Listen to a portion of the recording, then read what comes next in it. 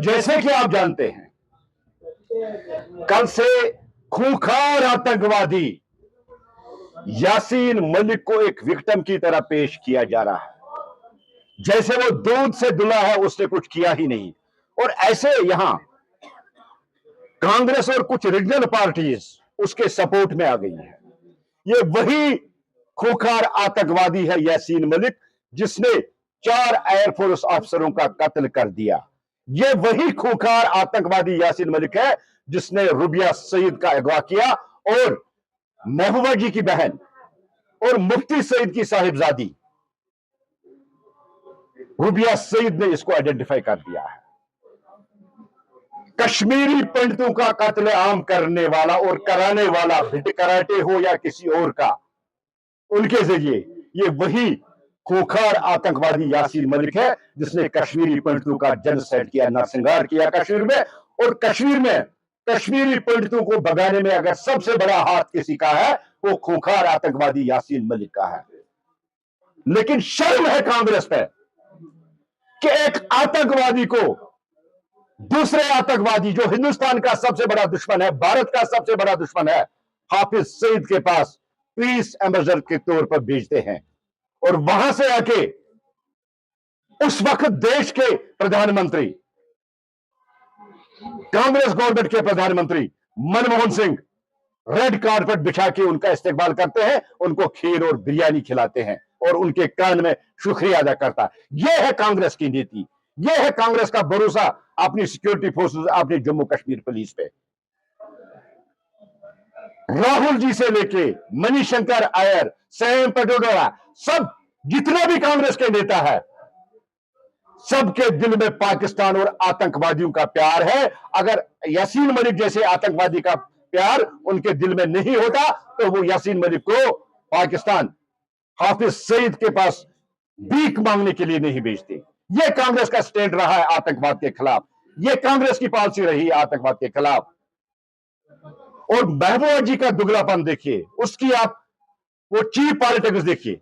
उसकी बहन किडनैप होती है, उसकी बहन आइडेंटिफाई करती है यासीन मलिक को, और कश्मीर में आके महबूबा जी कहती है कि इंसानी बुनियादों पर इसको छोड़ दिया जाए। किसको छोड़ दिया जाए? जिसने कत्ले आम किया, जिसने कश्मीर को जला दिया, जिसने कश्मीर में अरबों रुपयों का नुकसान किया, जिसने कश्मीर में बच्चों को मरवा दिया। ये वही यासीन मलिक है जो फतवे निकालता था कश्मीरी पंडितों को यहां से भागो।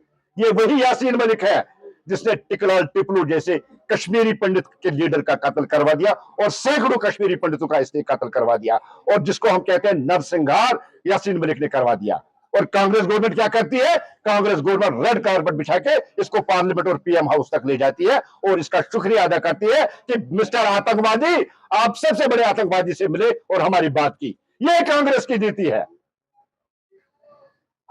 आप अगर जानते हैं 2014 के बाद भारतीय जनता पार्टी, नरेंद्र मोदी जी और अमित शाह की स्ट्रेटजी जो रही है, जीरो टॉलरेंस ऑन टेररिज्म, और हमने दहशत गर्दी को नेस्त नाबूद करने में कोई कसर नहीं छोड़ी और हमने लगभग दहशत गर्दी को खत्म कर दिया। एक तरफ कांग्रेस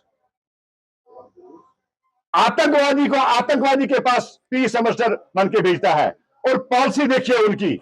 दूसरी तरफ भारतीय जनता पार्टी जब ओडी होता है तो सर्जिकल स्ट्राइक होती है, जब पठानकोट होता है तो एयर स्ट्राइक होती है, जब लथपुरा होता है, जब पहलगाम होता है तो ऑपरेशन सिंदूर के जरिए 100 किलोमीटर अंदर घुसकर 9 दहशतगर्दों की फैक्ट्रियों को तबाह व बर्बाद कर दिया जाता है।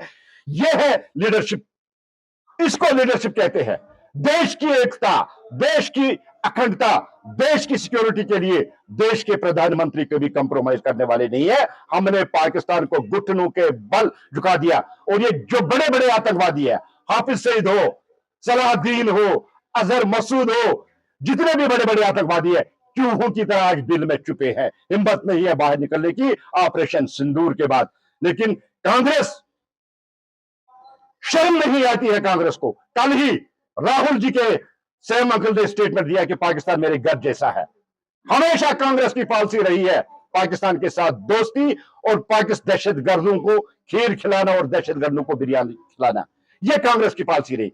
लेकिन भारतीय जनता पार्टी, जिनकी पॉलिसी है दहशतगर्दी को नेस्त नाबूद करना, दहशतगर्दी को खत्म करना और जीरो टॉलरेंस दहशतगर्दी पे करना, हमने पानी बंद किया, हमने दूसरी चीजें बंद की, ताकि दहशतगर्द मुल्क को यह एहसास हो कि मैं गलत कर रहा हूं, मैं जम्मू कश्मीर में दहशतगर्दों को भेज रहा है। आप देखिए कांग्रेस के टर्म में मुंबई अटैक होता है और भी सीरियल अटैक्स होते हैं, लेकिन 2014 के बाद एक भी अटैक हिंदुस्तान में नहीं होता है। यह है नरेंद्र मोदी जी वाली गवर्नमेंट, यह है हमारे होम मिनिस्टर, हमारे डिफेंस मिनिस्टर की दृढ़ता, इच्छा उनकी दहशतगर्दी के खिलाफ लड़ने के लिए। कांग्रेस को शर्म आनी चाहिए, माफी मांगनी चाहिए कांग्रेस को देश से कि उन्होंने एक आतंकवादी को दूसरे आतंकवादी के पास भेजा अमन की भीख मांगने के लिए। भारतीय जनता पार्टी इसको किसी भी हालत में बर्दाश्त नहीं करेंगे। हमें दहशतगर्दी मिटानी है, दहशतगर्दी मिटाएंगे। दहशतगर्दों के लिए एक ही उसूल है, या जेल या मौत, वो उनको मिलेगी।